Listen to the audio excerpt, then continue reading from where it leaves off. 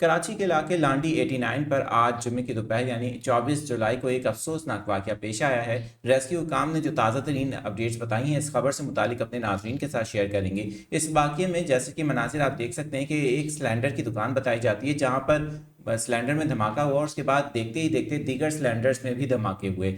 इस धमाके के बाद आग लग गई। दुकान में आग पर काबू पाने के लिए फौरी तौर पर फायर ब्रिगेड को तलब किया गया। ताज़ा इतला जो सामने आ रही है, फायर ब्रिगेड की गाड़ियां यहाँ मौजूद हैं। फायर फाइटर्स आग पर काबू पाने की कोशिश कर रहे हैं। लेकिन जो तशवीशनाक बात है, इस इलाके में इस दुकान के करीब भी एक पेट्रोल पंप भी वाक़ है। इसी वजह से लोगों को इस दुकान से और इस इलाके में दूर रहने का कहा गया है। साथ ही जो दोनों तरफ के रोड हैं यानी कि लांडी 89 वाला जो रोड है वो हर किस्म की ट्रैफिक के लिए बंद कर दिया गया है। रेस्क्यू टीमें फौरी तौर पर आग पर काबू पाने की कोशिश कर रही हैं। आग लगने की जो वजह है वो अभी तक यही बताई जा रही है कि एक सिलेंडर में धमाका हुआ था और उसके बाद जब आग लगी तो दीगर सिलेंडर्स में भी धमाका हो गया।